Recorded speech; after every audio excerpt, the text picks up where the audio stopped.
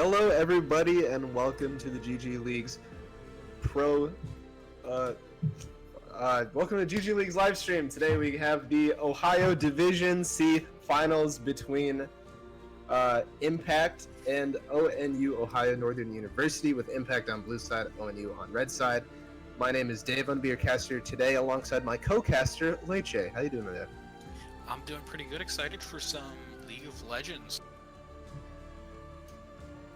Yeah, I am pretty a pretty standard ban. Pretty standard ban, and then one that you don't see that often. Yorick.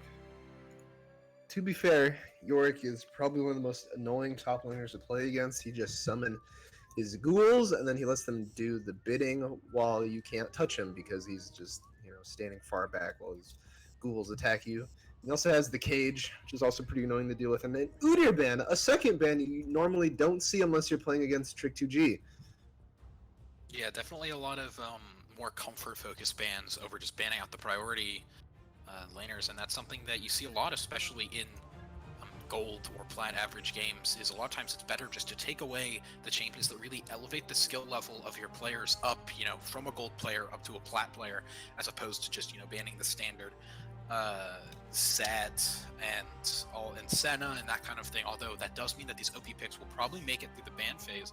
Like you're saying, Udyr and Yorick, Bard even, definitely some comfort picks. And although Bard particularly was nerfed recently, it seems like he's still going to get the ban hammer. And here's actually a more typical ban, the Ornn. Ornn is a very strong tank. He's been nerfed a lot, but in the hands of anybody, you can do pretty decently. And once you hit level 13, you give your item. You give your team so many free item upgrades, which is just worth more than anything else. I mean, if like your top lane isn't like super experienced, just throw them on Ornn.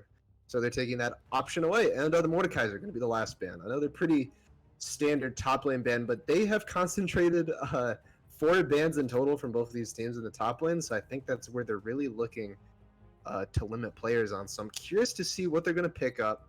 If they've dedicated so many bans, I would expect them to pick top lane first to make sure that they get the power pick, or at least pick it in this first rotation.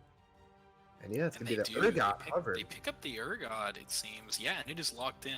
This is a champion that hasn't really seen competitive play for quite some time.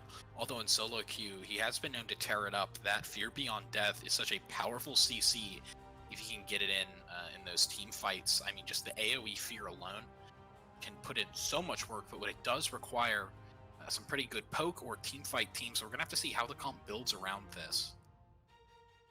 And that's going to be the Fiora locked in on the side of ONU. They're looking for the counter pick. Fiora typically does pretty well in the Urgot.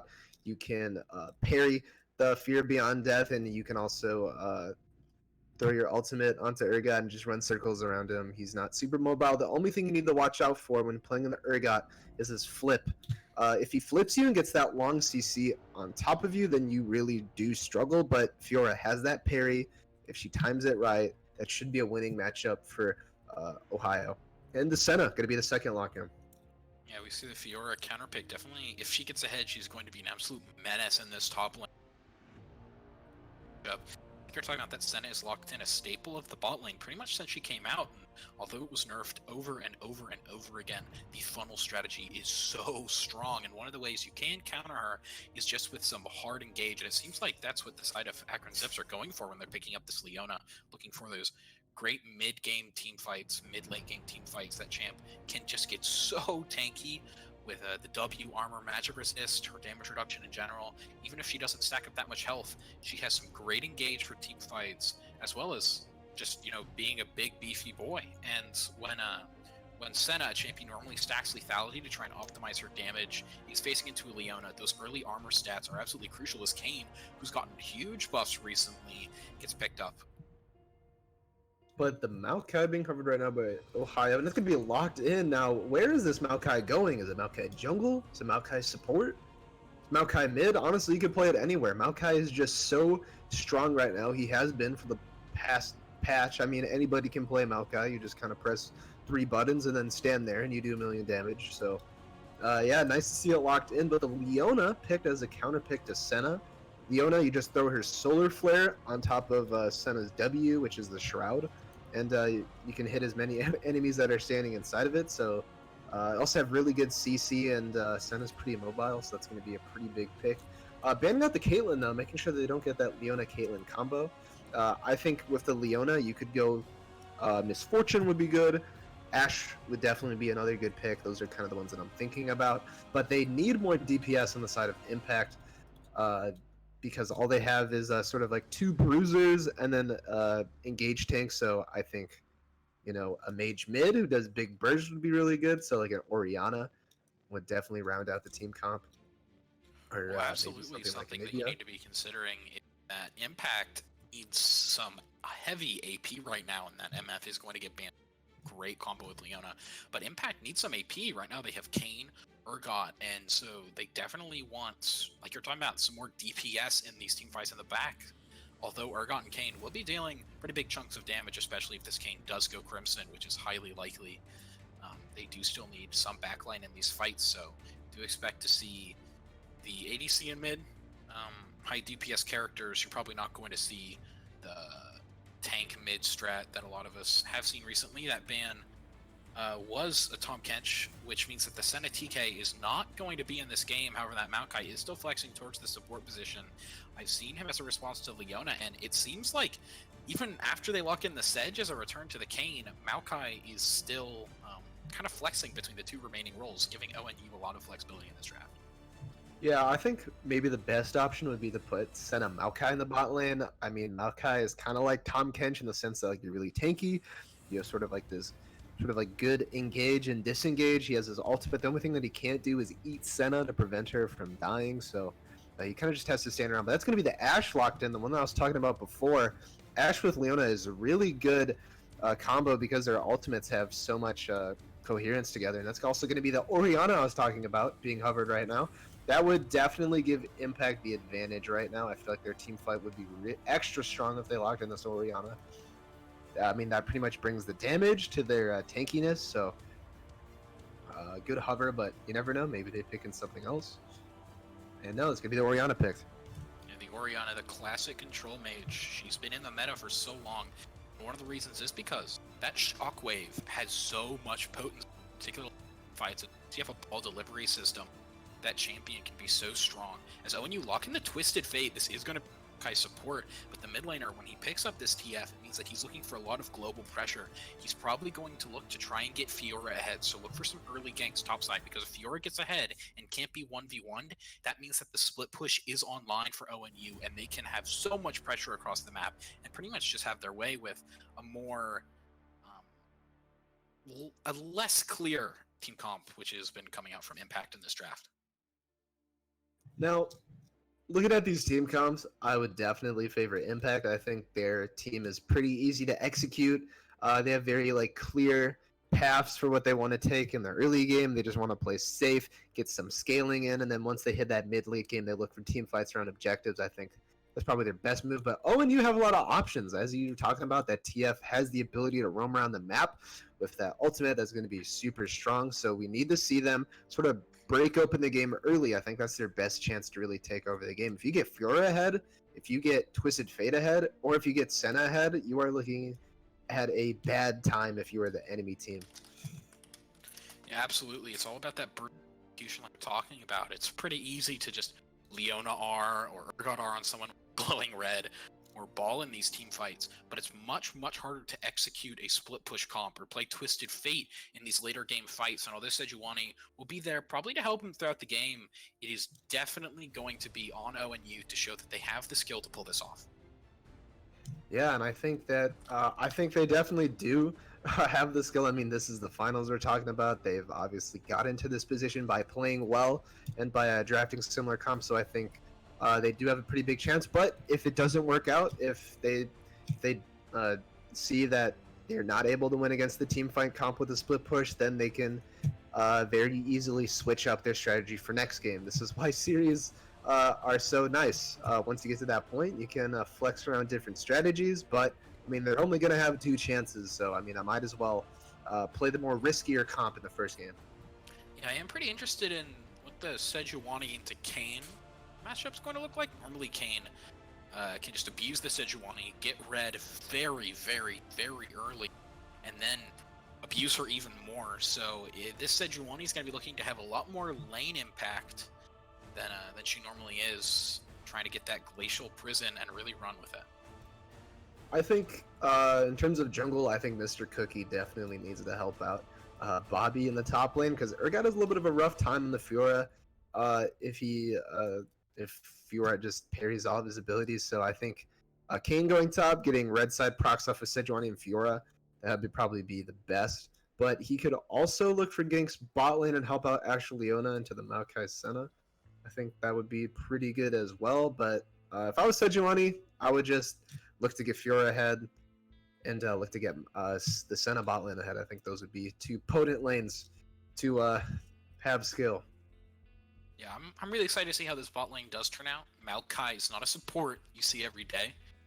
He definitely has the tools. The displacement's going to help him peel for his Senna in these fights, and his ultimate is actually a really great disengage and engage tool, in my opinion. So I'm really excited to see how he moves around that twisted advance in not only these team fights, but also to help repel ganks, or exactly how this goes, because I haven't seen this pick too often. Yeah, it is definitely very strange to see, but it also has a lot of possibility to take over the game simply because of how tanky he is. And with that, we're going to be jumping into a quick ad break, so we will see you then in a couple minutes for Ohio Northern University versus Impact Esports.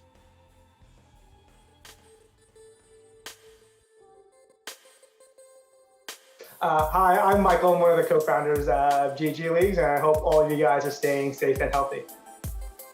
Hi guys, I'm Abby. Most of you probably know me as Not Too Shabby in the Discord, and I am your resident league manager for GGLeagues. And I'm Griffin Kemp. I am a marketing intern here at GGLeagues. I don't work at Cloud9, I'm sorry. Hey everyone, this is Eric from GGLeagues. With the coronavirus sweeping the globe, I know it's been a stressful time for everybody. Even though we joke as gamers that it hasn't really changed our lives at all. But with that, we wanted to take some time to update all of you on how the coronavirus has affected our leagues and our company. We also wanted to share a little bit how we're helping to maintain the esports community and camaraderie during this difficult time. And first off, really, in the interest of everyone's health and safety in the middle of this pandemic, we have unfortunately had to cancel all of our in-person events for this season. This was really not an easy thing for us to do, because we really love seeing everyone come to our in-person and final and really get to meet everyone in person. We wanted to bring some of our sweet props so that way everyone can kind of take pictures with that also. And so we really, really thank all of you guys who have worked with us to host these in-person events. And we really appreciate your excitement and hard work. And we really want to thank you guys as players who are planning on coming out to our in-person event. As a result of this pandemic, though, we will be finishing our spring seasons completely online with playoffs and finals running as planned, but unfortunately, it will just be online. We're holding a vote to see what other types of rewards you guys would want as a community. So please go to your Discord and be sure to vote in that. Yeah, and I know that, GGLeagues has spread pretty far in terms of what states we encompass, but if you didn't know, we're actually based in Chicago. So for us here, we've all been working from home to protect ourselves and to slow the speed that the virus spreads to others, because we know that it's not just about us, it's not just about you guys, it's about our families, it's about everybody in our community, it's about making sure we're protecting each other, right? And so we're all still dedicated to bringing you the same league experience that you've had the entire time, but it's just going to be online mostly. For sure. And I mean, even amidst all the disruption caused by the whole coronavirus pandemic, our mission to build community and really connect gamers to each other really remains the same. And so, we've seen people in the esports community, some of them being you guys, you players here in GGLeagues, organize hangouts, tournaments, events, and everything to support the community during these tough times and everything. The great thing about esports is its versatility and its ability to connect people no matter how far apart we are. We at GGLeagues want to continue connecting gamers to each other, but for now, only from the comfort of each gamer's houses. With so many schools already in a remote learning environment, we here at GG Leagues want to make sure that we can continue to support you guys. Building gaming communities has always been what our biggest passion and mission is here at the company. And so we're thinking of ways that we can continue to help your gaming communities stay connected while everyone's away from campus. That's why for the duration of the whole coronavirus pandemic, we're offering to support intramural leagues for Rocket League and League of Legends to all interested schools for free as a way to keep the students engaged and connected with one another as everyone's away from school. The intramural leagues themselves will be competitions that allow students within the school to play in a casual, fun way against one another. The leagues will run roughly 6 weeks and will be completely online. How they'll work is GG Leagues will set up a league on our website, make it easy for your school to invite players into the league, and then from there you'll get access to the same GG Leagues experience that you see in our statewide leagues, where we'll create the leagues, we'll update the standings, we'll create the schedule, and we'll provide referees to make sure everything runs smoothly.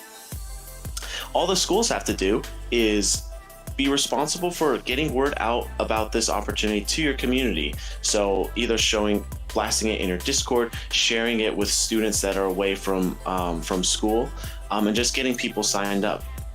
We'll have 3 different potential start dates for this, either April 7th, April 13th, or April 20th. And so if this is something that you're interested in, definitely let us know.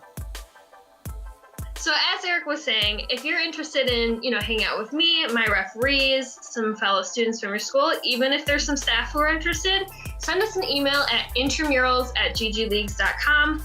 Put the subject line as something like, my school's interested in doing an intramural league.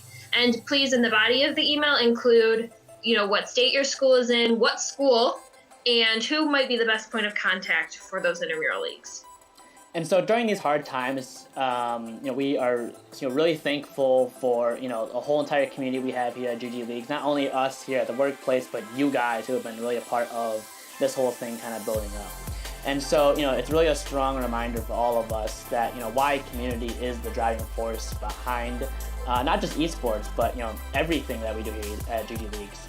And so if there's any way that we can help your communities out, please let us know, and stay safe and healthy as we endure this pandemic. Thanks a lot, everyone.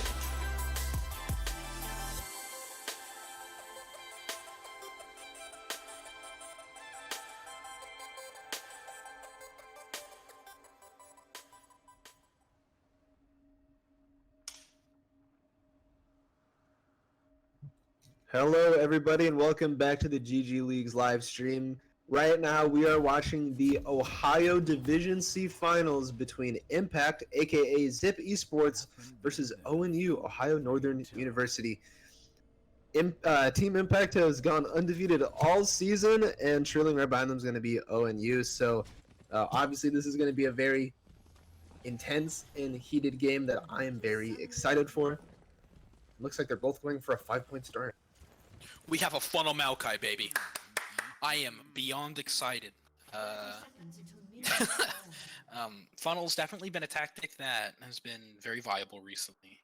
Even with the constant nerfs, the amount of gold that Senna gets out of her souls, the amount of value is so immense that just putting someone like a Maokai, TK, even a Swain down in the bot lane, just getting a carry or a beefy tank as well as almost a full ADC has been pretty absurd. We see it across pretty much every league, every region. It's been very strong. It's like you're talking about 5-point start means that neither of these teams are going to look for something cheeky level 1. Except TF, gonna get the gold card. He's getting the gold card on Mr. Cookie, and he's just going to get a ward right on the Raptors. That's such an important ward. It's a good ward to get early game, but I would honestly prefer if the ward's coming from the jungler, because then you can back it that sweepers.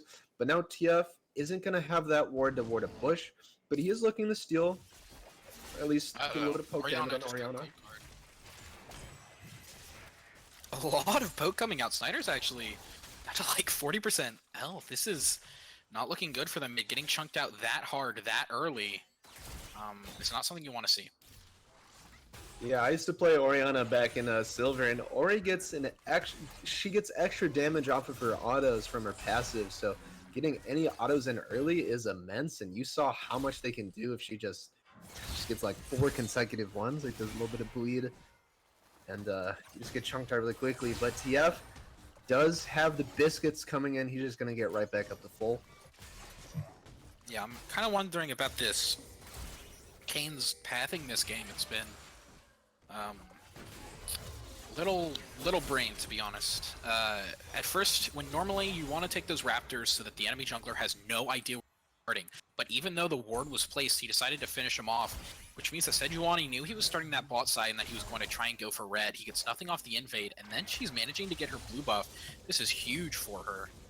And he's starting his wolf, so he's not even gonna see her on the blue buff. BWowNi may just take this uncontested, and that's exactly what's gonna happen. Gonna get the ward down too. Kane is just losing out on so much potential golden XP here. Yeah, I don't think the Kane's supposed to be losing the Kane versus Sejuani. As Leona goes in, lane out of stunning onto Direland here is the way the Ignite is going to burn him down, but Leona picks up the Burst Blood with a flash auto. The stun lands onto Shafari as well. He's going to get a flash. Will the Frost Arrows get enough slows? Glacial Augment and Souls are going to mean that Shafari stays up at just enough health to survive that. S-Talk is also low, meaning she's going to pop a pot and try and push this wave in. Ashe Leona is such a potent bot lane combo. If Leona hits a good engage, you can stun them for so long. And into Senna, who has no mobility, and also Maokai, who has no mobility besides his point and click W, can't really do anything against it. So Blue Metal is really low, almost no mana. He's actually going to be dying. He's 5 health. He flashes. Dodge the auto attack. That's not. Oriana picks up the second blood as now we have Mr. Cookie YT looking against this top lane. We were talking about how important this matchup was going to be. A nice parry to stop the damage, but it's not going to stop the CC. Your parry is down, Fiora. You can't do anything against that. And it is looking like a convincing first 5 minutes coming out from Akron. Yeah, and this just shows why they've been undefeated all season. They have these great early game rotations and good drafts that enables them to do well in these games.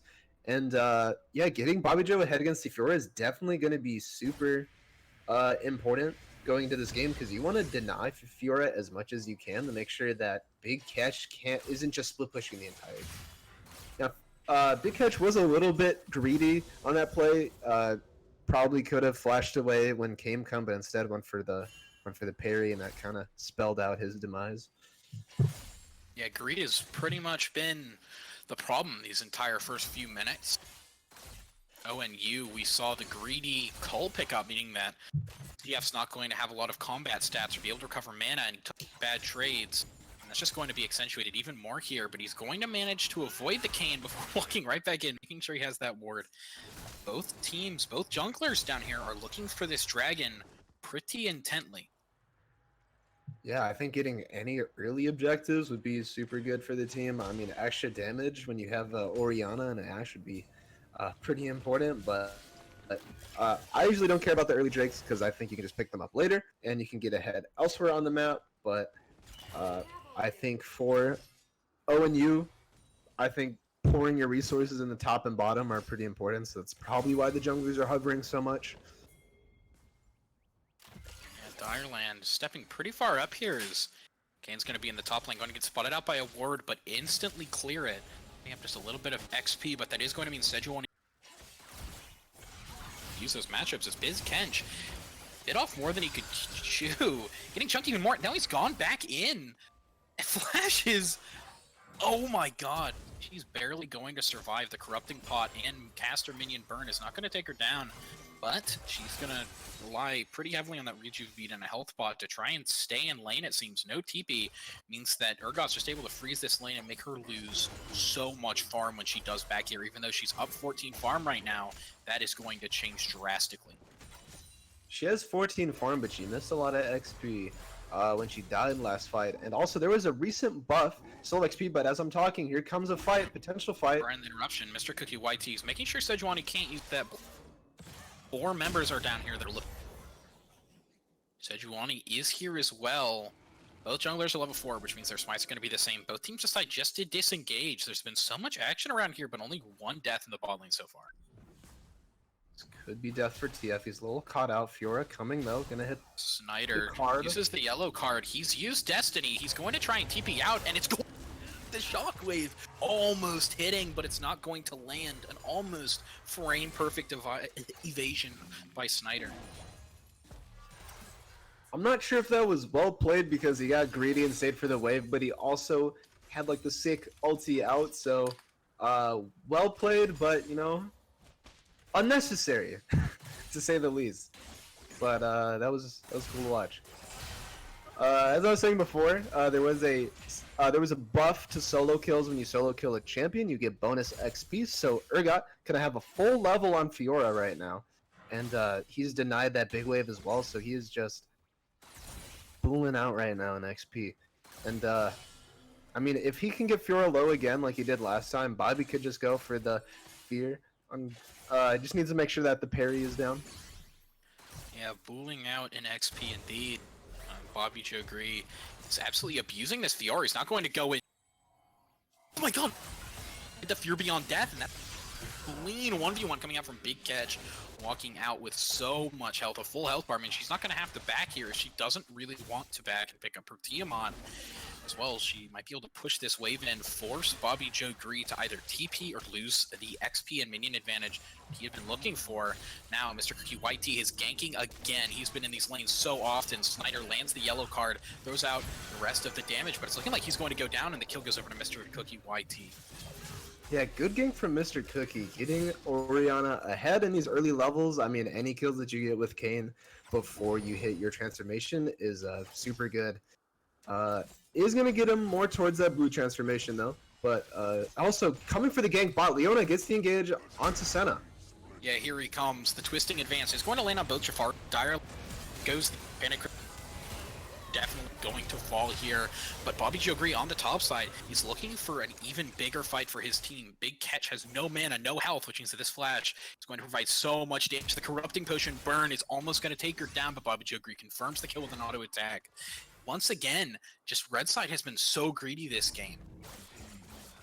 Yeah, but at the same time, Team Impact has just had so much map pressure, and they've had good ganks coming in from Mr. Cookie, and they've also they've been using their combo of Leona Ashe very effectively. So that's what's really netted them all of these. All these kills and objectives. Ash might have to flash here. Oh! She does. Oh my god, but it's knocked back into the turret. This could be it for S-Dog. Mr. Cookie White Tea looks forward, and he actually might get this kill. Jafari is so low. Ash falls well, but this is a massive fight for blue side. The Shockwave just confirms the kill onto Direland, as Snyder's looking like he might get caught out as well. He's going to take the Blast Cone over, seemingly to safety. Fear Beyond Death is not up, which means that Bobby Joe Gree can't pick this up, and Mr. Cookie White Tea is looking for blood. The yellow card goes through, but it's not going to be enough. Mr. Cookie didn't even have to use his ultimate there. He just ran down those members, and this is going to mean his transformation has come that much sooner. A massive fight for Akron. Now that was super big brain by Akron, hitting the blast punt and making it seem like an accident, only to pick up 3 kills. Doesn't get much better than that. I wouldn't call it big brain, but it was definitely a beneficial turn of events. Definitely was beneficial. Currently 9-2, 2K gold up for Akron. They are in the lead. They are in the driver's seat. I want to see how they take this, lead into the mid game. And they almost every game they use it very effectively. They just keep control of the game. They get the objectives. They don't take fights they don't need to take. But I mean, you saw before they went for those risks. And one thing I definitely like to point out is it's not as if all this gold is on one person. Gold is very well distributed to the team, meaning that they have advantages pretty much across the board in every single lane. The only lane that isn't up for Akron here is that top lane where Fiora has the slight advantage. And she's looking to trade here. TF and Sejuani are both here for the dive, and it's looking like Big Joe Green may have bitten off more than he can chew. A great dive executed by OMU as the Red Herald's also going to secure them this first turret. There was so much effort that Akron put into this early game lead, and although they are 6K or 6 kills and a dragon up, they're actually down in gold. So this is going to be absolutely massive for getting OMU back in the game. I don't know if Bobby Joe bit off more than he can chew. I think they kind of just shoved a bunch of food into his mouth at one time. So That was a really well paired together ultimates from BWow and Snyder, hitting the gold card into the Glacial Prism was going to keep him locked up for the Rift Herald to get the charge and also to knock him down in seconds. So a big play on the top side, gonna give Fiora just that much ahead, currently 20 CS up. Big catch, could look to take over this game quickly. He has the Ravenous Hydra completed. All he needs now is his Triforce and then a Death Stance, and he is chilling, and he should be pretty much unkillable in a 1v1 from that point on. That Ravenous Hydra means the big catch is really not going to drop health in this side lane. Their Hydra items first have provided a lot of just 1v1 lane power, and that is going to certainly... Grievous Wound should come through from Bobby Joe Gree. His Vitals are dealing so much damage right now, but a nice flip, but an incredible dodge from Big Catch means that the Fear Beyond Death isn't going to land. Both these top laners are so low, but a flash auto attack right onto the Vital coming out from Big Catch is going to mean Bobby Joe Gree falls, and Fiora is uncontested in this side lane. Kane is not up there to stop her, and she's going to push in this lane and see if she can do any work on that top turret. Yeah, Owen, you knock down the top lane turrets, so that means that Big Catch has all of this room to just run Urgot down and proc those Vitals. So, I mean, that's why that top lane play was so important, and they might be a couple kills down, but top lane is really where they're looking to push this game ahead through. And we'll just across the map now. Owen White T is looking for something, so he's feeling pretty hypey, but he's not going to get anything off of that bot. I would like to notice, I believe he's gone Cinderhulk, so he's going for more of a tank build. Normally you do see the Warrior coming out on both Kane variants, but he seems to kind of be teching to something a little different. I think having a little bit of extra beefiness is definitely going to help them out with this mid to late game comp.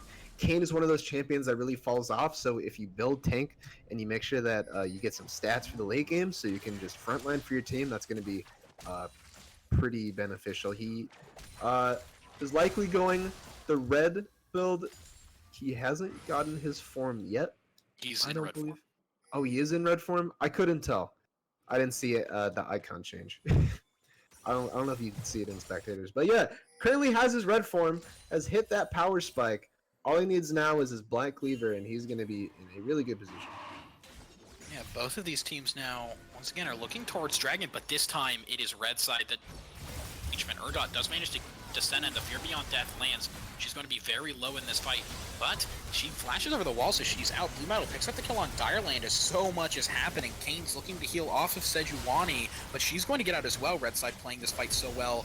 Fiora's ultimate is going to heal her team up a lot in this fight. Big catch, so many heals. Now Triumph coming through as well. Big G, Dwowny is going to pick up the kill as well as Shutdown. This is the best fight that ONU could have asked for. It seems like Akron are losing their grip on this game and the Dragon.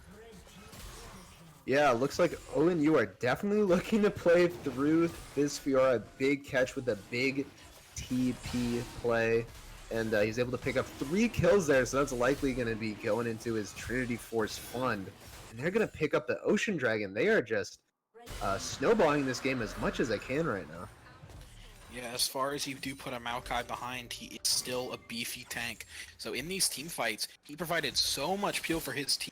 Got on Senna, but it didn't manage to matter. She was able to flash over the wall, keep pumping out DPS, and almost just as importantly, Fiora procced all 4 of her vitals on her target, I believe. And that target fell, which meant her team got so much health in that team fight, so they just managed to sustain their way through it and pick up the Ocean Dragon. Yeah, the combo of the healing from Grand Challenge and also the Senna pretty much got their entire team back to full health bars, which is just insane to see in a team fight. So it's good to see that they survived so long. But here's Big Catch has been caught out, looking for the vital movement so we can get out. Blows done. Leona is providing so much CC. That 800 gold shutdown. The plan's coming out from Awesomenator now. In the mid lane, a solo kill onto Schneider with the shockwave. Sejuani's going to have to be careful, or he doesn't have shockwaves, but she still deals a lot of damage 2 levels up. Sejuani staying on this Rift Herald, I believe. As top lane, we have Estoc desperately trying to defend the lane. Urgot is TPing topside, and although the arrow is going to miss, this is going to be a 2v1, but there's only 1 smite in the pit. Flipping away from Herald, though, will they be able to secure it? And blue side, I believe, secures it, actually? No, it is the red side, as Bobby Joe Gree seems this time for sure to have bitten off more than he can chew as he is going to fall. But Ashe and Leona are both here. Can Ashe 1v3? And she can. She falls to Direland, who picks up that kill. We see in these fights, this Senna just seems untouched. She's able to pump out DPS and healing to her entire team. And if they can't get on the backline successfully and execute these carries, it will mean doom for the rest of these team fights. Blue Metal has been hit 4 times, and she's going to get stunned, knocked up, and will fall to Direland. Sejuani does charge in. TF now Ultimate Destinies in with the yellow card. Feels like I've been play-by-playing for the past 5 minutes as the cards are going to miss, but Big Catch is still looking. Chifari has walked all the way from the top lane, and they are trying to hunt down Mr. Cookie YT. Chifari lanes anything. The Glacial Augment will almost determine that this will be a kill. Mr. Cookie YT looking to run through the wall, but they're in combat, and Big Catch is the one who picks up the kill. Top lane, they're using the Rift Herald they just picked up from the fight we saw earlier, and although the Rift Herald will fall so much damage on that top turret, as the next siege that it has to deal with probably will be its last. Now that you're done with your TED Talk, overall, really good elongated fight for ONU, and here's Fiora going in for you again, but the Grange gonna get killed by Death Beyond. Yeah, the Fear Beyond Death is going to manage to execute the Fiora. She couldn't parry the right abilities there. Blue Metal is going to the Solar Flare to try and slow down Snyder, and it's going to work. She's going to land the Root as 3 members are here, and it's looking like it's doomed for Snyder. No Destiny this time. He's going to fall to Bobby Joe Gree, as this game has been action-packed. 28 kills in 18 minutes. Yeah, that was a little bit of the Fiesta part 2. Gonna get some return kills for Akron University onto the Urgot, which is pretty good. Urgot hasn't completed an item yet, but he's probably going to pick those up when he backs. Is going to have the Black Cleaver. That's going to be a little bit of a power spike for him. He also has hit level 11, which means that his W is going to be off cooldown. It is just constant. He just activates it. But here's Maokai going in for a big engage. Looking here. He's going to knock Bobby Joe back there as Urgot is not going to be able to get all he can out of that demise. He's not going to manage to get out of the fight. Now, Orianna is in big trouble. She has the Shockwave, but she's going to fall before she can use it. Senna, once again, keeping her team in tip-top shape in these team fights. Mr. Cookie YT and the rest of Akron are going to walk away, but it seems like they might actually have to prepare for a dive. Chifari misses the root, but that shouldn't be enough to dissuade this initial fight. Direland is in there, and although he gets hit by the Ashe arrow, he's just going to walk out pretty much full health. Wow Ni is the one taking pretty much all of this damage, but she has Warmog, so we expect her to heal right back up before this fight. Now, flash yellow card from Snyder, and Estoc, so many flashes, you can't flash those auto attacks as she is going to fall, and Red Side knows it. They're going to look to reset and then get control around this dragon. Classic mistake, flashing from the auto. I do it all the time. It is a feels bad moment, but yeah, another big macro play from ONU. I just like how they're able to start a fight at any given moment just by throwing out the Glacial Prism and letting the Maokai get a big engage. Now, Maokai is just so tanky, and pretty soon he's going to be picking up that mask, which is just going to give him even more stats. He's like Ornn, but you don't need the item upgrades. Imagine if they had a Maokai and an Ornn. That would just be the 2 tankiest people on Earth. I don't think you could ever kill them. Yeah, sadly, that's not the world we live in. Those fights would definitely kill my voice. As for sure. It's just looking like it's going to be a fight around the ocean, or pardon me, Cloud Dragon. All 5 members from both teams are down here, and they want to contest. Both junglers have Smite and a great Solar Eclipse, and Shockwave's going so much damage to the backline. Fear Beyond Death is going to fear Red Side, as Dragon will go down to Sejuani. Bobby Joe Gree is in the backline once again. Snyder's going to take the Blast Cone out, but Bobby Joe Gree isn't going to let him survive. Never mind a wipe, as Twisted Fate is going to come here and try and take out the jungle, and that's going to be absolutely massive for Red Side. It's going to mean that they're the one with the jungle, they're the one with the pressure, and it's going to mean Awesomator is also going to get chunked out. Yellow card is not going to mean that much if it's a 1v3 and he instantly gets bopped. Shutdown going on to Orianna. These team fights are absolutely crazy. Orianna has been not able to get the shockwave that we've really wanted to see her get all game in order to win these fights until the very end of that fight, and she just absolutely eviscerated the backline of OMU.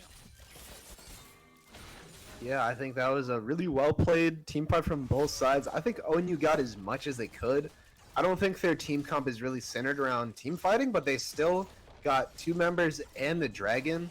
So they're currently up in objectives, which is really important. But as you were saying, the shutdowns went onto Awesome Nader, who's playing the Orianna, who melted the backline. So now he's going to get more gold in his pocket. He's going to get more items, and he's going to get the ability to just do it all again in the next team fight. So I think for Akron, they just need to keep finding these team fights around objectives, keep using the strengths of their ultimates, comboing together. I mean, you saw the shockwave into Fear Beyond Death got pretty much a 5-man fear for Bobby Joe, so that kind of turned the fight around. The only thing that they didn't get was the dragon.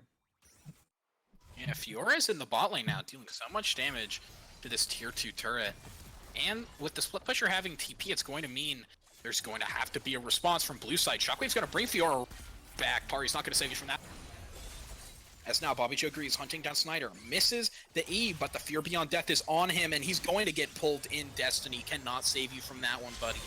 WowNee was going to look for a support, but it's not going to matter in the end. Both of these teams fighting just tooth and limb, but this time it's OMU who get greedy as Bobby Joe Gree hops the wall to try and fight the Sejuani. We know if that Sejuani falls, it will mean almost assured Baron for Akron, and that's what they want as well. That's what they know too, as it seems like Big Metal is going to actually get onto that engage despite the initial snare layering. Jafari is going to fall. This Senna has only died 3 times this game, but when she does, these team fights are pretty hard to win if you are ONU. Waikookie, Mr. Cookie's gonna pop that blast cone and assure that Maokai's gonna have to flash out, but Ash is gonna be right here. Essence Reaver and Runaan's mean so much damage, and the heal cut mean that Maokai can't try and pull some sneaky auto attack and get out of that one. A lot of summoners were just burned as well. If you look at the lineup, it does kind of show that Red Side are not going to have almost any flashes for this next fight other than on Fiora, but she's not going to want to be in that initial fight, as WowNee and Bobby Joe Gree are fighting just in the top lane, I guess, to have fun defending this turret. There's no one else around here, so WowNee is actually going to be in trouble. Bobby Joe Gree just absolutely punishing this Sejuani for even thinking about fighting him. She's not going to be on the wrong side of the map. Senna ultimate is going to hit for a small heal, but the damage is going to go into Bobby Joe Gree. Destiny is also not up, but it will be soon. TF is here, and they might be looking for Urgot, and he knows it. He's recalling. Ward is placed. The E is not going to do anything as the Glacial Prism lands. Bobby Joe Gree keeps looking for these fights. The W still activated, so which means his movement speed is slowed, but the stun is definitely going to be what secures that kill. Now the Ash arrow goes through, but it doesn't seem like Akron's going to have the follow-up, but they're going to still look for it. The Solar Eclipse coming through, stunning WowNee, but that Warmogs is just going to heal him back up almost to full. As both teams, once again, look like they're going to be in this top side. The knockup lands from the as I'm gonna take a quick break. Never mind, this talk is actually DPSing WowNee, but no dive tools are here. As Fiora is actually just taking the bot side of the map. Yeah, while this fight was going on, Fiora just taking free reign in the bot side. She knows that as long as her team keeps this Fiesta up, they can do whatever they want. Now, Maokai and Sejuani are super tanky. They're going to shred Mr. Cookie down. They may be big, but you cannot underestimate their damage. They're just going to stamp out Mr. Cookie, and Blue Metal going to have the same fate. Now, here's TF spawning in behind Ash, has a gold card, gonna hit it. TP That's coming so up from much Urgot, but it's too late. It's too late. They're gonna catch Bobby Joe probably as well. He has the ultimate. He's not gonna hit it onto anybody, and that's gonna be a 4-for-0 going the way of ONU while Fiora is cracking open the base. Yeah, she's on that inhibitor right now, I think, and it is a Awesomator looking like they're going to fall. Gray, Maokai going to be in so much danger. Cards are going to come through, and WowNee is the one who picks up the kill. Although he's healed up by Senna, as long as they play this slow, Sejuani's going to have all her health back again. Fiora did successfully take that bottom turret, and it seems like ONU are going to take this top one as well, which means so much map pressure. Both neutral objectives are up, and this is looking like a completely different game for the first 5 minutes. Yeah, ONU are just popping off right now with this comp, and I think they definitely benefit through the elongated fights with the split push. As long as they just throw Fiora in the side lane and let her split push, they can pretty much win. Even if they don't win the fight, they can win the objective game. That's what they're going to do right now. They're going to go for this dragon. Now, both junglers are up. Both junglers do have smite, so this could be a 50-50. Looks like that's what they're opting for. Now, Kane doesn't have flash. Mr. Cookie is just able to hop in and out of this pit as he pleases, though, but the bad smite from WoW. Mr. Cookie's going to fall for his sins, though, but a absolutely great steal is going to keep ONU from getting the third dragon. That provides so much pressure, being able to pick up that soul, and although it is Cloud Soul, which isn't traditionally the strongest, definitely you don't just want to give that away for free to your opponents. Kane falls, but it is for mass objective control, but at the same time, that is the jungler who's just got down, as Red Side are now going to push into the Baron pit and wrest control for themselves. They know they have the jungler advantage if they really want to start it up, and they do. Yeah, Mr. Cookie is dead. They have about 10 seconds to burst this down before he can even get there. But as I was talking about before, Akron have the team fight comp. They can easily just throw Solar Flare into Shockwave, into Ash Arrow, but they no longer have the Ash Arrow. It's gone, but will Snyder. Cinder get caught out? He's just going to get out just fine. They're going to go back on the Baron. They're going to try to pick this up. Kane isn't even close. And the Super Minions. The Super Minions are now beating down on Blue Side's Nexus, as ONU know the longer they extend this fight, the better it is for them. Fiora is actually the enemy base, and they're looking for something a little cheap. Break, recall. WoW Knee and Senna know exactly what they need to do.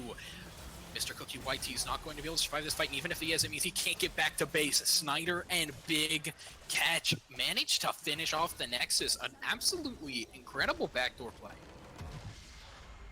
What an explosive 10 minutes. ONU basically did a 180. It went from sort of like calculated, kind of you lost the early game, into we're just going to start these long, heavy fights where we look for kills onto our main carries and let Fiora split push. And it turned out for the better. That's what led them to the win. They were able to get so much off those elongated fights. And yeah, well played to ONU. Now, ONU in the first about 10 minutes, I was incredibly worried for this squad because they showed greedy play after greedy play, and they were punished for it. Akron knew exactly what they needed to do to take advantages off of misplays that ONU seemed to just keep walking into, but eventually just a switch flipped and suddenly their greedier plays turned into more advantageous plays, and they managed to run away with this game. Even when they were at massive kill deficits, they were getting objectives in other places across the map. They were getting turret plates, they were getting heralds, they were getting dragons, and that meant that they were really never down in gold after 10 minutes. They were normally even, maybe down 1 or 2k, but they would quickly bounce back. So some really great team fighting. Even though Fiora isn't necessarily a champ that you always want to bring to the team fight, that one fight around Dragon in particular, where the Grand Challenge gave her team so much health, and that extended fight let Senna just make sure her teammates were constantly in tip-top shape, meant so much for ONU. Now, with that all done and said, will ONU be able to run the same team comp back? Are they going to run another split push? And is Akron going to keep the same team fight comp? Or maybe they'll try something similar, but we'll find out if they do that in the next team draft, which is going to happen in a couple minutes. So we'll see you then.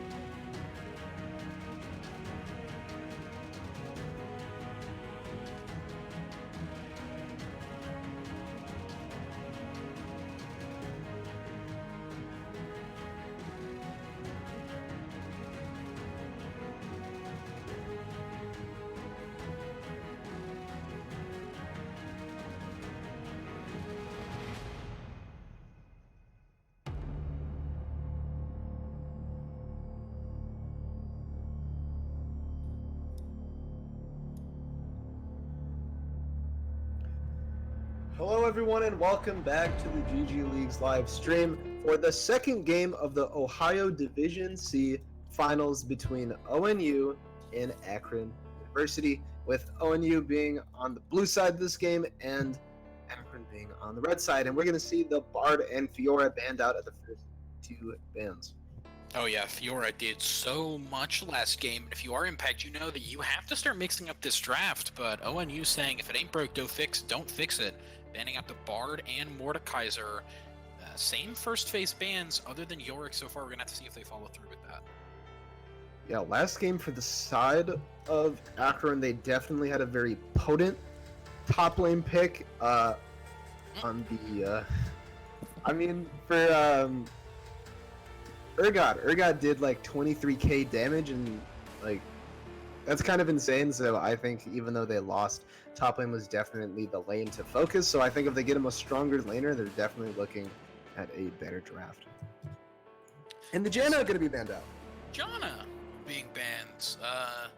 Last time Impact banned Set, Ornn, and Udyr. This time the Janna ban probably means that Janna counters something that they're looking very particular to do in their comp.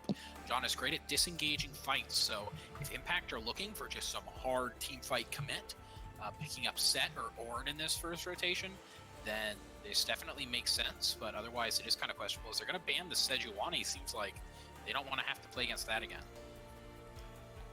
Yeah, I googled counters. The Janna counters. It looks like Set, Shaco, Alistar, Pike. Maybe big counters to those. So maybe they're going to run the Set support. It wasn't banned out. There's the possibility Impact just pick that up so they can flex it top or flex it support. I think that would be pretty big burn. It wasn't banned, so the Yorick is instantly a lock-in for the first pick. This champ is just as potent a split pusher as Fiora. Especially once you get into those later stages of the game, Yorick can absolutely run lanes. Which means that Impact, they have picked up the Kai'Sa, so it does seem like they're looking for some more teamfight scaling options.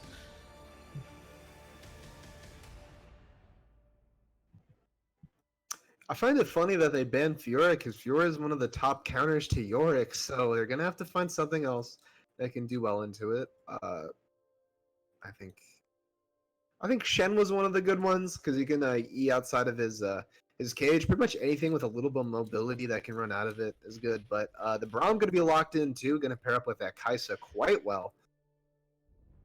Yeah, Braum, Kai'Sa, a safer lane. Good in those team fights like we were talking about. Braum has a good, nice balance of disengage as well. His 4 procs stack really well with Kai'Sa to the point where you normally manage to get that 4 proc damage in before the Kai'Sa plasma, so it's some extra damage. And if this Xayah pick does go through, expect to see a Rakan. Rakan's definitely a lane that has been strong pretty much since release, although not always met at the highest level. Rakan brings so much to a team. The amount of engage and flexibility in lane he has, and Xayah being a safe late game ADC, this game so far is looking as if we're in Season 9. Yeah, the Season 9 picks. Instead of Senna Aphelios, we got Xayah Kai'Sa. But the Ornn going to be hovered right now for Akron. Can do very well into Yorick. He can use the wall to his advantage by knocking him up and charging into it. So definitely would be a pretty good pick, and it's going to be locked in. Yeah, definitely Season 9 vibes. Yeah, Ornn, with those ornaments, he's going to be able to buff up a lot of characters on Impact. As you get into the later game, the only downside is Kai'Sa is one of the worst ornament item ADCs in the game. If you just go standard crit, you get your IE evolved. Like 4th item. On-hit, yeah, even on-hit characters normally have something better, but Kai'Sa, it's very, very difficult to get that upgrade, so we're going to have to see how exactly she performs in the early game, because she's not going to have that late game assurance. As Orianna and TF are both banned, some mid lane focus, we're not going to see the same matchup we did last time. I find that funny because, actually, I don't find it funny. I think TF was very impactful last game, so I can see why they want to ban it out. They're trying to look for new things to play.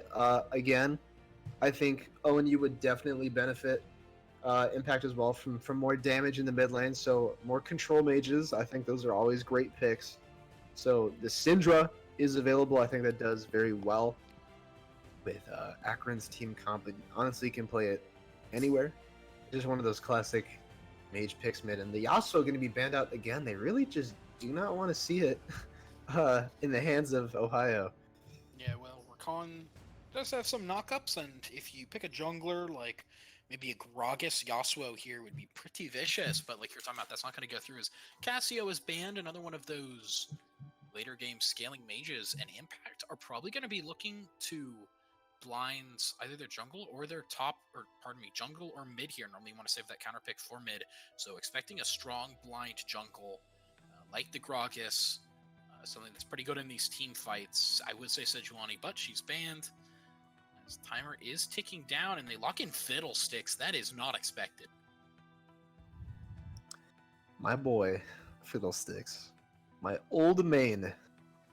But he got the rework like a patch ago, and it's quite insane, and it has so much utility and damage that you can bring the mid-late game fights. But the Elite's going to be locked in for ONU. A little bit of the better Fiddlesticks in terms of the early game. Elise is going to be running around, and I think that is just the pick that ONU needed, because that's going to get members ahead, and the game plank going to be locked in. Is that a mid? Is that a mid plank? It might be, and it's blind, which means that the side of Impact have the counter pick of their choice. Syndra definitely can deal some damage to him, but Gangplank able to cleanse her or scatter the weak. It's going to be massive in that lane. It's all going to be about how these oranges play out. In fact, I've been hovering it for a little while, and the Syndra does get locked in, and I kind of want to focus on this Fiddlesticks pick. Although he's been buffed recently, a lot of it was around lane Fiddlesticks. Jungle not really being the recipient of these buffs means that he still has a pretty much abysmal rate in solo queue, and doesn't bring a lot to the team until around level 6. Now, that's what you would think, but if you know the proper Fiddlesticks clear, you actually just start Wolves, and then work your way down, and then up, and then you're able to get a really potent early game gank, but you only get one, so you kind of just get that one gank, go back to farming, and then jump back in the lane once you hit level 6. But I think their team is going to allow for it. They have very safe laners.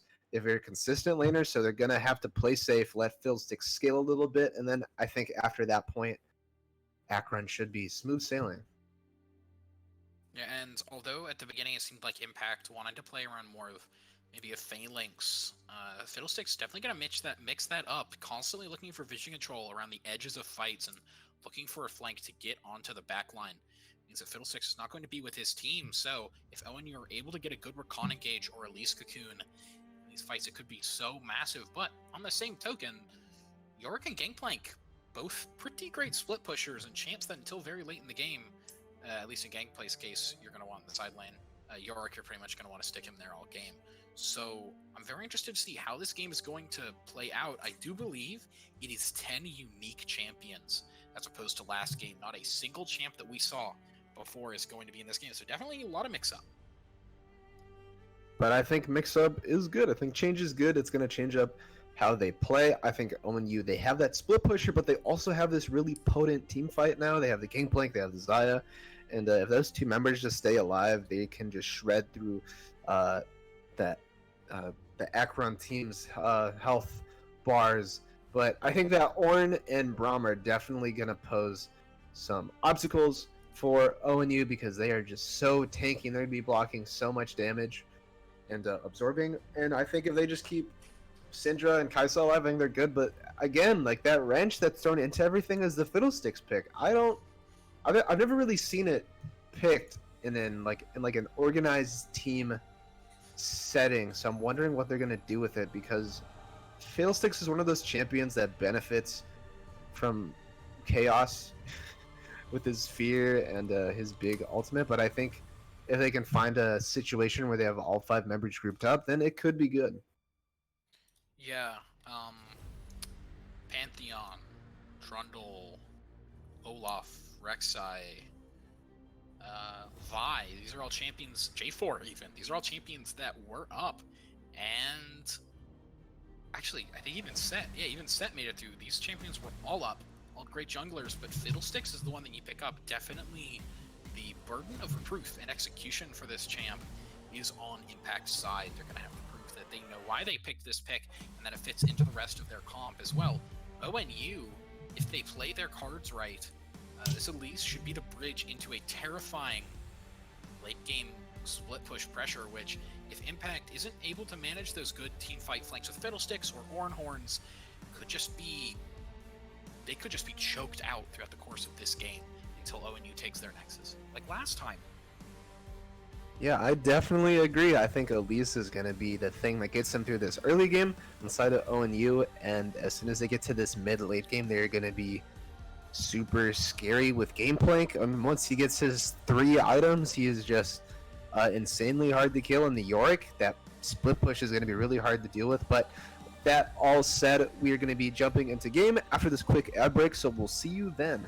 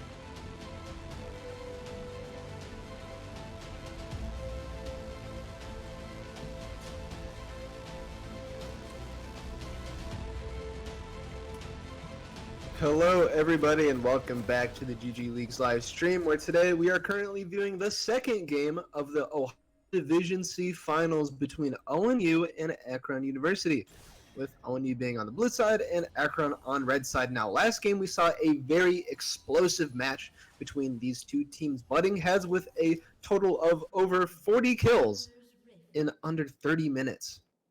So yeah, don't remind me. That game was an absolute bloodbath. From the very beginning, first 4 minutes, there were 8 kills, and it just got crazier from there. yeah, so I'm wondering if we're going to be seeing the same thing. Now, Gangplank going to get a little bit of early damage on the Syndra, but here's Elise. Not going to find anything except a little bit of poke on the Syndra, but it's pre 1 minute. She can easily just back. But Snyder, again, getting that ward onto the chickens, and it's going to spot out the jungler as he paths by. So another important ward placement in the early game. Yeah, this has happened both games now. Snyder's pretty much done the exact same trick both games. Syndra's actually going to be late to lane as she takes a very late back. Let's see if she loses any XP because of this. And Fiddlesticks is starting on blue. There's pretty much 2 starts you can do. Both of them are leashless. So I'm very interested to see how this is going to go. Normally you want to start up on your red side, but seeing that ward, I guess, just waited him. As both junglers going to start bot side, expect to see them both pathing towards top side, maybe for looking for some impact there. We know Elise, especially after she gets level 3, can be an absolute menace. Yeah, top lane, getting Yorick ahead, like last game, getting the split pusher ahead would be really beneficial, but I think also getting some on the side of Akron, getting Gangplank behind would also be really good. And once you get Gangplank behind, it's sort of hard for him to get back into the game. You know this if you watch Tobias's Fate stream. Once he gets behind, it's just unwinnable. But I think one other thing I want to look at is this bot lane. The Xayah Rakan, one of the strongest bot lane duos in the game, right behind, I'd say, like Caitlyn Morg. Once they hit level 2 like they did right now, they just have so much kill pressure, and that's going to back Kai'Sa and Braum off, and they pretty much maintain that kill pressure until level 6. Yeah, I would actually argue at level 6 they have more kill pressure, because the moment Rakan gets his ultimate, it means that they have so much more setup, and Xayah as well, being able to play much more aggressive due to the safety of that Featherstorm, means that this duo is very strong right now, has been since they came out, so definitely a lot of this game is going to be on their shoulders, and it seems like they're just pushing in and abusing this Kai'Sa Braum. But here's the Yorick, gonna get the ghouls onto Yorick, and here's Elise. Oh, at the beginning it was looking dangerous, but here is the Elise, exactly like you said. Pardon me, Bobby Joe does flash, but he's not really gonna do anything. He's just going to fall anyway, which means he has to play a lot safer in this lane. And although the kill goes over to Elise, this is gonna mean Yorick can shove in this wave, force out the Bobby Joe green TP, and having TP advantage on a split pusher like this is absolutely massive.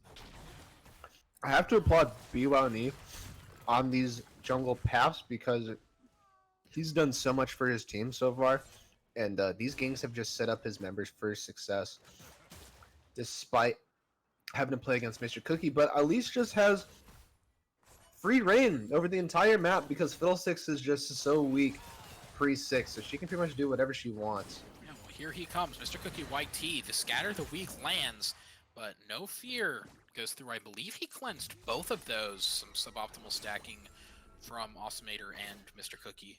So although Snyder is very low, but Osmator doesn't really have the mana to abuse this. Yeah, the patience, waiting for the Fiddlestick Sphere to come out so you could just cleanse both and get away easily. So, well played the Snyder. I mean, he knew where Fiddlesticks was coming from. He just sort of assumed that he was coming from the blue side, and he's just able to easily get out. But at least is bot side as well as Fiddlesticks, so we can see some blood.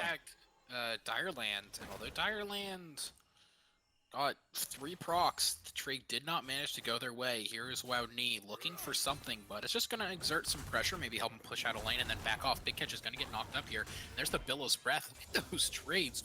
Ornn is so abusive in these early levels against this Yorick.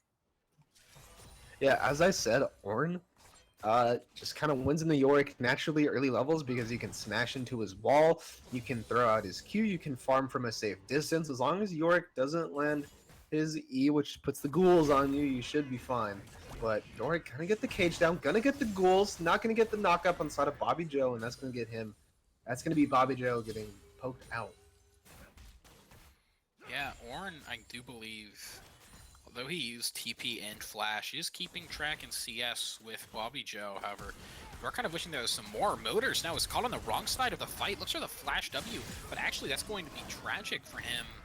Second E is going to save him. Bobby Joe Green and Big Catch are both so low, but the moment both of these characters do proc their keystones, it's going to be dangerous. When he misses the initial cocoon onto Mr. Cookie, YT is, once again, they all just disengage and nothing happens.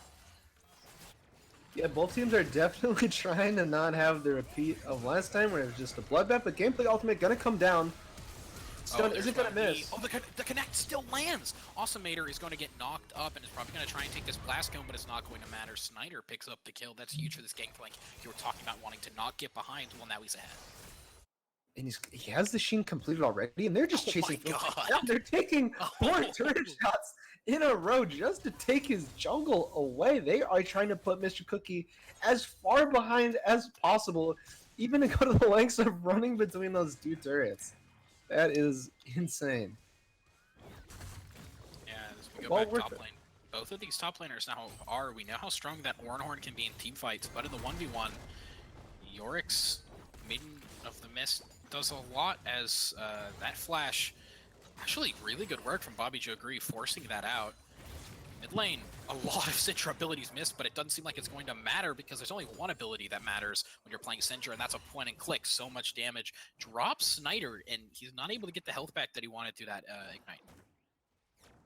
Yeah, that was really smart from Awesomator, dropping the Ignite to apply Grievous Wounds to make sure that heal wasn't as big as it could have been. So Snyder probably underestimated the matchup a little bit. Got a little greedy, but, you know, that happens. We've seen it.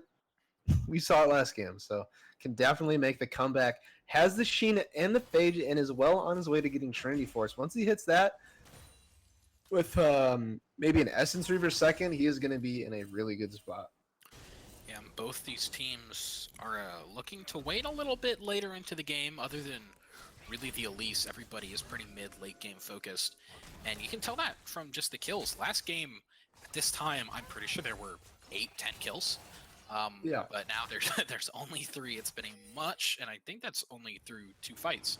So it has been much slower paced. As now Wowney is going to look for this Infernal Dragon Vision, because if Blue Side does get control over it, it's going to mean that they're definitely going to want to take it. Direland and Motors are going to have the inside track.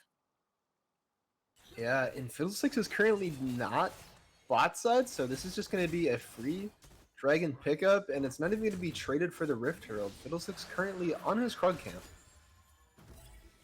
Yeah, Fiddlesticks has just not really been where he needed to this game. A lot of that is because he's not stacking his drain and getting optimal clears on his camps, but he now is level 5, looking for that level 6. Once you get level 6 and your trinkets give sweepers, that champion becomes so strong. Plus the Crow Storm, I don't even need to explain myself with that point. Such a strong ability, and if you come out from no vision, it just does so much in a team fight. It can be the make or break move. And I think that's exactly what they're going for this game. They're looking for big team fight damage where they can just take over, and when you're playing against the Fiddlesticks, you may not always expect it, but Estoc in blue metal can't even be safe in there. Wow, they're actually going to chase the Elise. Caught in enemy lines. 4v1. That was really greedy, as Snyder's going to manage to dodge the Glacial Fissure and look like he's just going to want to walk out. Does get stacked up with those stuns, and as soon as he oranges, the second half comes out. Crow Storm and a lot, actually, 4 ultimates used to get that double kill, but it's looking like they are saying it's worth it. Now, these 3 members are just walking over. Rakan is landing SCC onto the 3 red side. An absolutely incredible Featherstorm means that Xayah is going to have a lot of feathers to work with, but will it be enough? She's trying to damage down Estoc, but so much damage from the Fiddlesticks and protection from the Braum means that this fight is going to be a little more than she can maybe handle, and some great ult action. That was a pretty sure max damage with that combo, and that means that Big Catch is going to fall. Yeah, that was really well played from Bobby Joe. Hit the perfect chain CC combo. But here's Elise. No flash on Kaisa, but here's Fiddlesticks gonna counter with Bounty the fear, is but fear. here's Zaya. This is... As soon as I said the game had calmed down, Caster's Curse, it came right back. This game, suddenly, it seemed just like Impact pressed the gas. As Mr. Ketch is pressing the gas with this movement speed from Teleport, he is looking for something. I do believe this should be a good trade for Bobby Joe Green now, though. Oh, 2 levels, or 1 level up, and Big Catch was the one who initiated that. So some bad team play, or bad fight picking, as I don't really know what I'm saying. yeah. I think the main thing that Onyu could have done was set bot lane to come with your jungler. Elise kind of ended up in a 4v1 because she didn't really have the bot lane roaming with her, so she just kind of got caught out when she was looking for vision. So I think that's an easy mistake they can fix. They just put together their bot lane with their jungler, but Elise gonna get hit with some combos, and there's the flash Elise coming is really out. low, but here is Big Catch actually. The unstable power is going to deal a lot of damage to Big Catch, and Osmator is going to pick up that kill with the help of Ornn. Now on the bot side, Motor sees the jungle, and he knows he wants to go in. That Battle Dance does hit a knockout, but as we go back topside, Mr. Cookie YT, the stopwatch at a perfect moment. Is he going to fall? This fight over the Rift Herald is so close, as I do believe Gangplank actually picked that up, no? No, it was the red side. Oh, so close.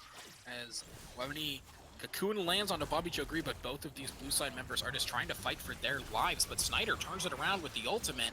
He's trying to get some more health back with oranges. He does not have flash, so he's going to just try and run out of this, but the slow from Bobby Joe Green might be enough. The Billow's Breath doesn't dig him up. Oh, and here's Big Catch. Catches him in. Bobby Joe Green is going to have to hit this R2, and he does. Some massive damage coming out from this champion, as now it seems like he just keeps wanting to fight Big Catch. But Big Catch, Conqueror procced, and he's dealing so much damage, healing so much in this fight, and he's going to get the shutdown onto Ornn.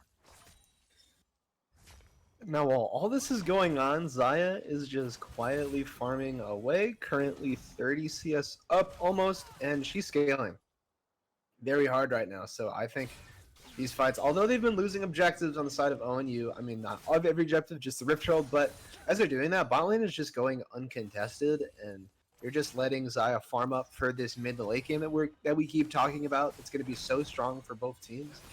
So I think this game could go either way still, but currently it is ONU with a 2k gold lead. Yeah, ONU up gold despite being down kills, showing they have some really great objective control, and a lot of that is because look at these plates that this Yorick is taking. I mean, this champion's supposed to be a split pusher, but he didn't even have his Triforce yet. He's just using Demolish to absolutely whittle down these plates. This next Dragon's coming up, and Fiddlesticks is down here for the fight. He has Crowstorm. He has everything he needs. Elise is currently in base, so she's not even going to be there for the fight, but, I mean, Akron doesn't know that. They don't know where Elise is, so I think they're pretty smart, but the Crowstorm. The Glacial Fissure is going to completely miss, and then a flash out of Fiddlesticks. This fight is looking disastrous for Impact. They have wasted so many important resources, which means that once Elise gets here, they actually...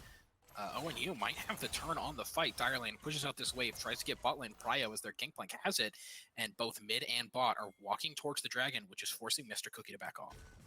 And Snyder got 2 plates off of that play from Akron, so he's able to get extra gold. But here's Ornn summoning the Rift Herald top, likely going to get first turret. And it's getting down quickly, but here's Yorick. And it's not going to be first turret, but the dragon. This Dragonfly Moosai needs to be careful. Zaya with the auto attack is actually what gets the smite there. Mr. Cookie YT is dangerously low as Motor gets out with barely a sliver of health, but Mr. Cookie falls. Direland is getting so much damage. We were talking about the scaling. Well, it seems like that is right now, but she walks a little too far up. S-Talk is going to be the one. Oh my god, the Featherstorm with so much damage. Double kill coming in for Gangplank, and he's going to pick up the triple, but that fight was so much damage from Direland. Yeah, ONU picking up the... I mean, honestly, I didn't expect it, but Direland hit such a great a feather recall with the flash. I mean, that perfectly set up Gangplank for the triple. And Snyder currently 5-3 is going to pick up the Triforce, and he is in a really good position for 15 minutes. Most game planks usually don't get their Triforce completed that early, since they usually are deprived of any kills. But this could be a solo kill in the top lane. Bobby Joe agree. That trade was not looking good for him, but he thought he could survive. The gangplank damage is what turned it around, as Snyder now is just walking into the enemy base. Look at this barrel damage. He just walks away with the ignite.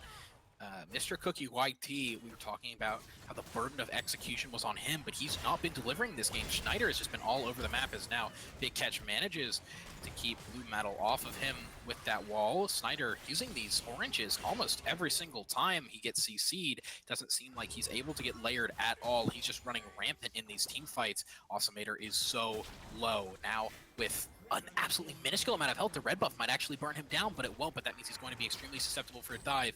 Bad barrel means that Snyder's not going to get the kill right here. A nice scatter the weak, a glacial fissure, as well as Ornhorn is going to mean that this could be a double kill, and it is.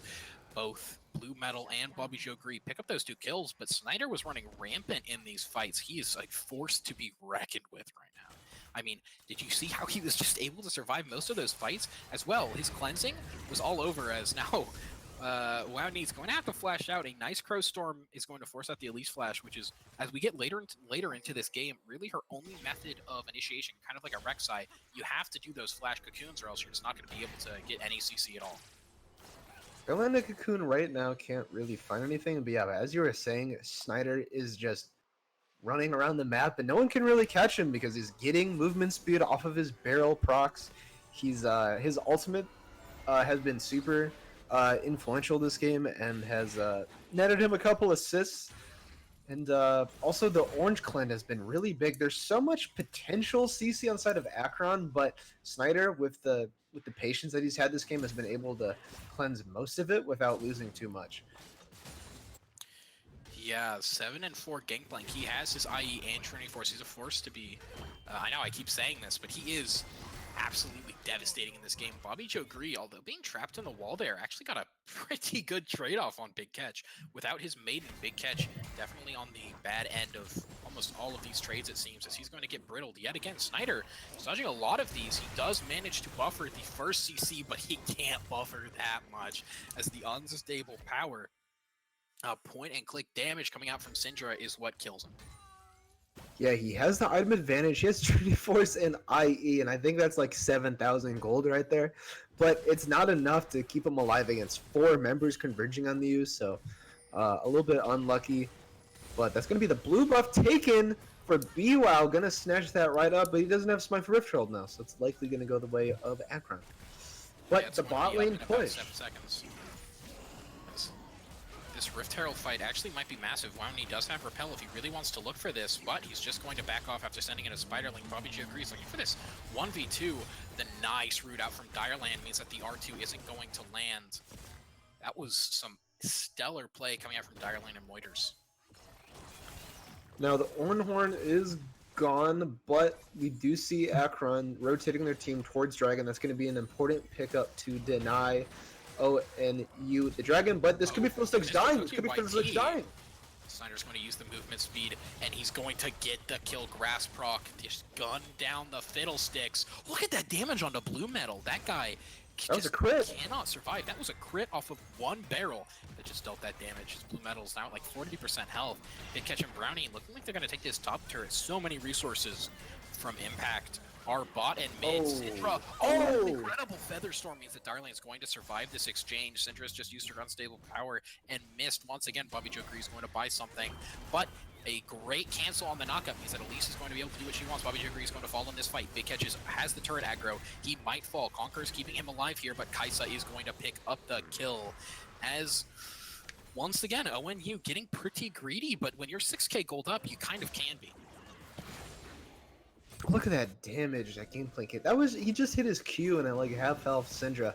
That's likely going to be the Dragon picked up.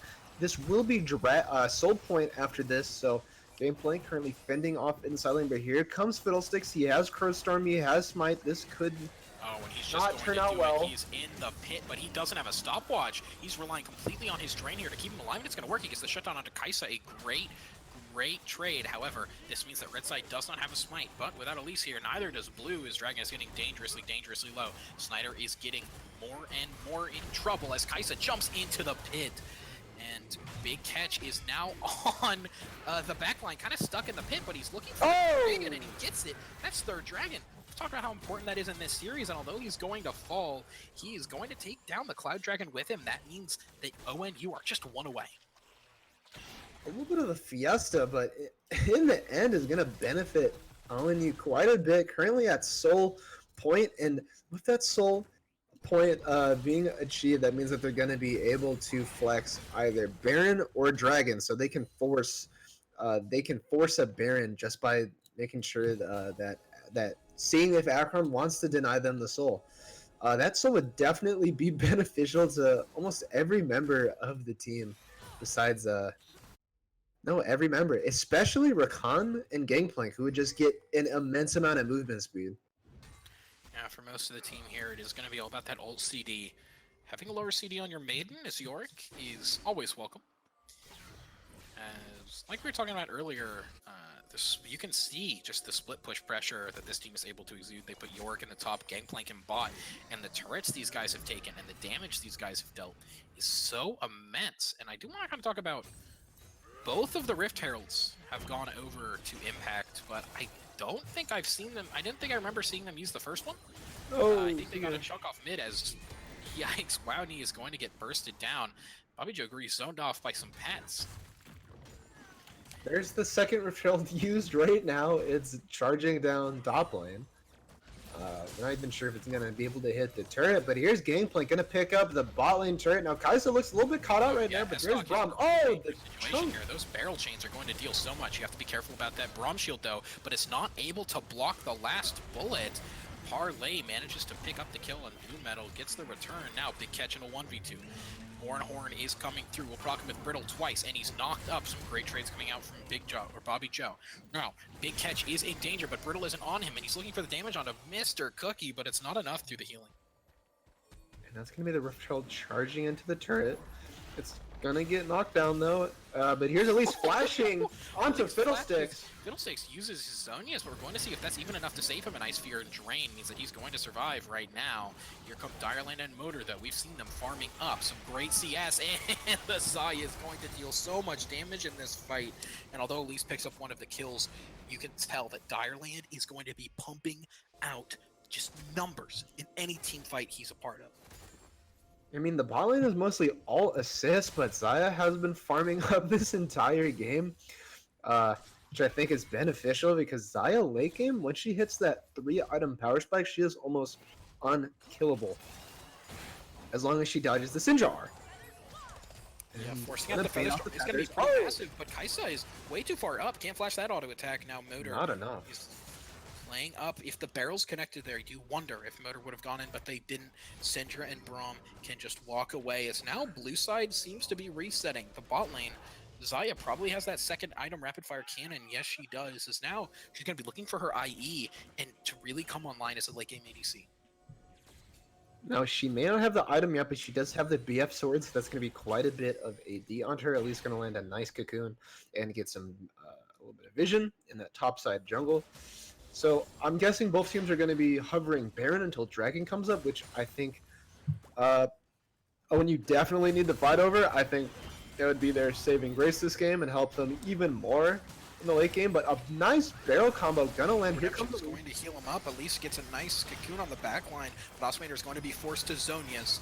Now, Direland is looking like he might be in trouble, but nope, the damage he's pumped out is enough. Mr. Cookie White Tea doesn't have the damage yet to really jump into the backline. No fear, I think, as well. He just crow-stormed in there. Snyder flashes for a parlay kill, but it's not enough. As that's going to feel pretty awkward if you are ONU, but it's fine. You're getting so much priority right now in your lanes.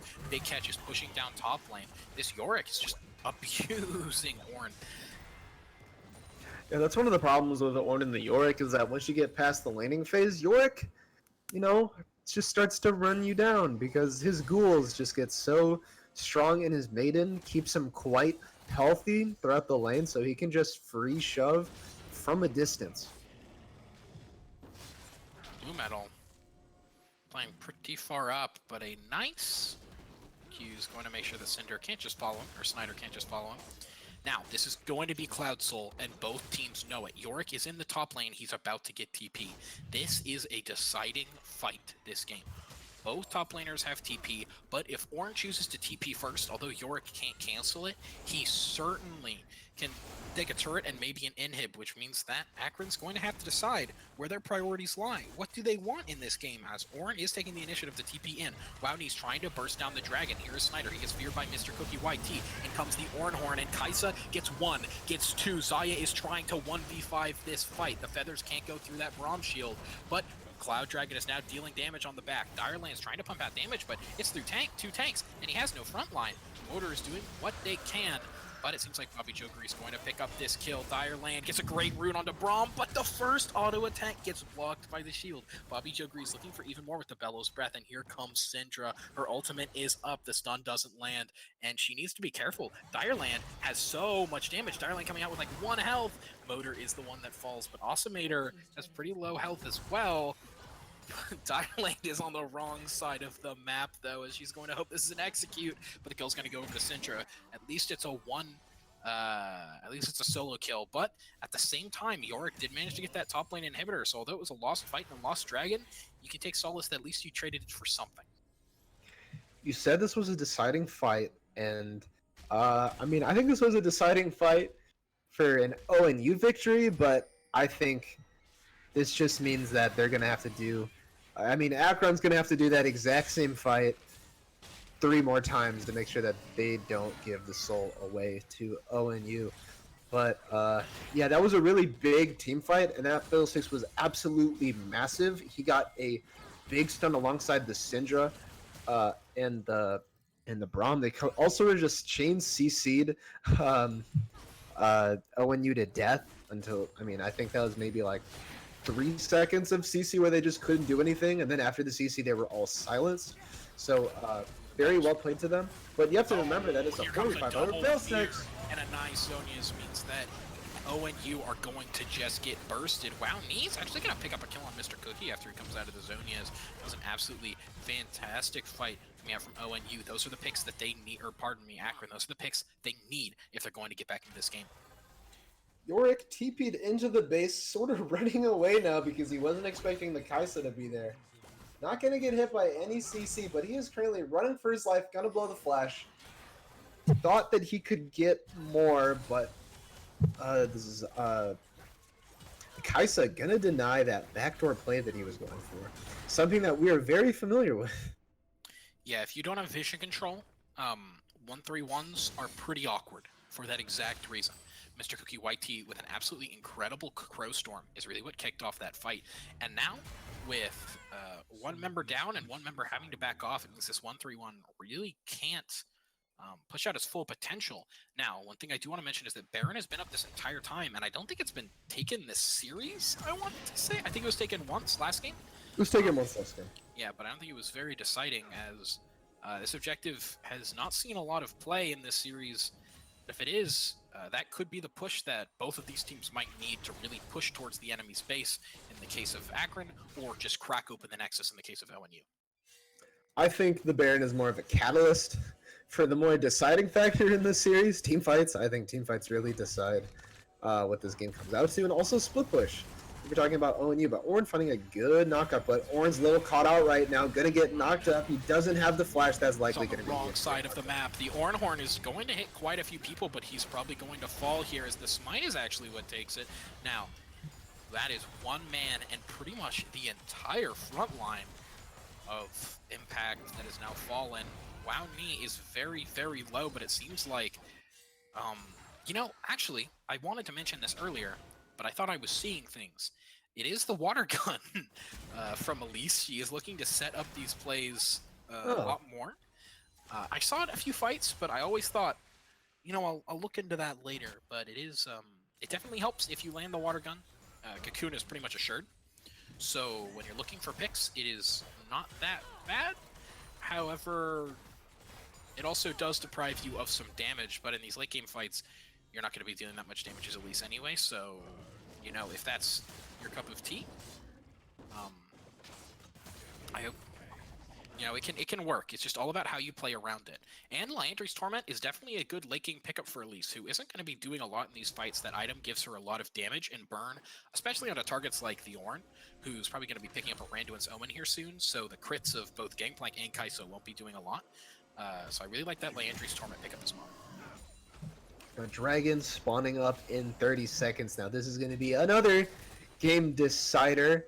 So hopefully they can find something, but not going to get caught out by Scatter of the Week. There's the Glacial Fissure. Does get dodged, but Wowny is now sitting in the Crow Storm. Motor did all he could to peel for his team, and now Bobby Joe Gree is on the other side of the fight. Snyder's looking to pick out S-Dog, and oh, look at that damage. Absolutely a mess. As now Big Catch is getting burst down by the side of Impact, and he does fall, but here comes Mr. Cookie White T's death right out of the Zonias. Featherstorm goes down, doesn't manage to pick up the kill, but Bobby Joe Gree is going to get picked up by Xayah anyway, and this is going to seem like the Cloud Soul finally for ONU. Now that fight gave me complete deja vu to the third dragon that ONU picked up, where Fiddlesticks only gets an ulti onto the support, and then they blow all their major cooldowns, which just leads to ONU cleaning up the rest of the members with a flank from Big Catch and Snyder just coming in on the side. And this likely is also gonna be a Baron, because Mr. Cookie isn't gonna respond for another 10 seconds, and you already know that Xayah is going to shred his Baron as quick as possible. Here's Gangplank. Is looking for damage here, pumping it out, but it's onto the Braum, which means in these fights, really not that much. He's going to fall. Shutdown does go over to Blue Metal, however, but he's bought his team the time that they need to take down this Baron. And in these 1-3-1 comps, Baron is immense. It's kind of sad that Gangplank's not going to have it, but Yorick and the main three in the mid lane having it is absolutely huge. Xayah catching a little bit of a ride with Rakan, gonna make sure that they don't get their back stopped, and they're gonna get back safely. Direland throwing a little lol in the chat. It was a little bit of a funny moment. Gonna have to put that one in the compilation. Yeah, put that in the Synapse video. Funny league moments. 27. No, we were talking about 3-item power spikes. Both ADCs have 3.5 items.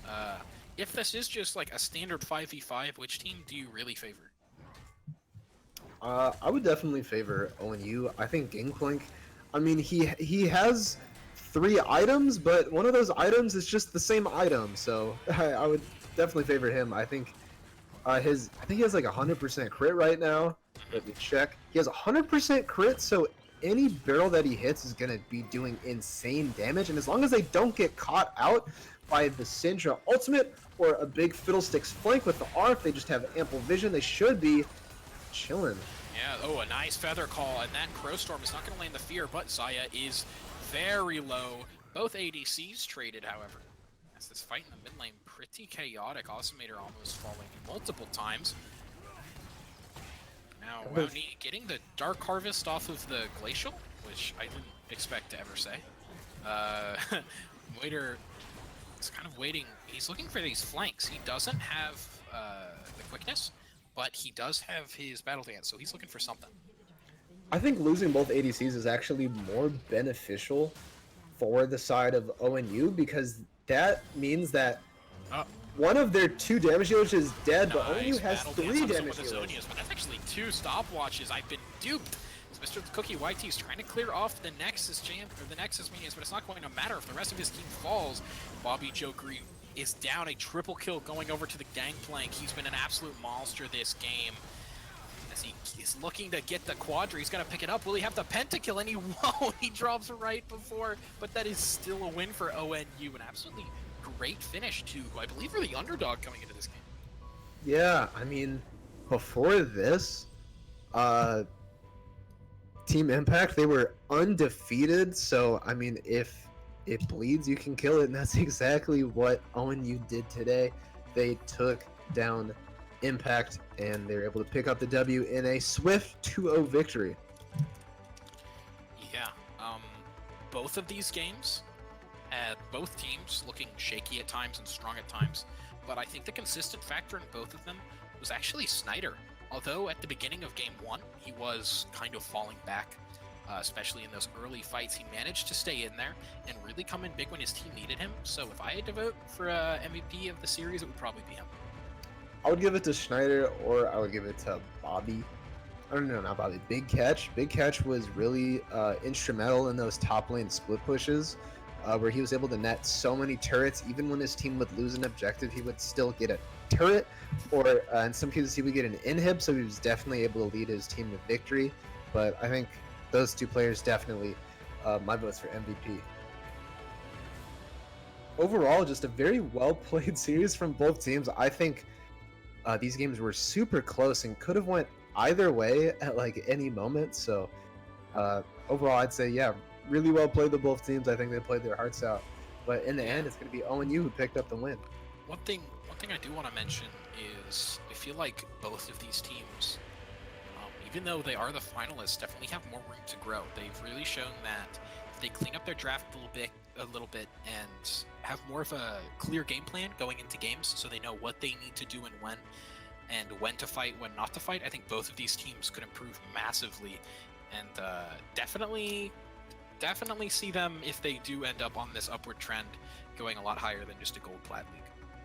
Yeah, exactly. I think I saw a lot of players that I usually don't typically see in Division C, so I think they definitely have the potential to hit the grind, get to maybe Division B next season, who knows. But with that, we're going to be closing out this stream for today. Again, this series won by ONU 2-0 in the Ohio Division C category.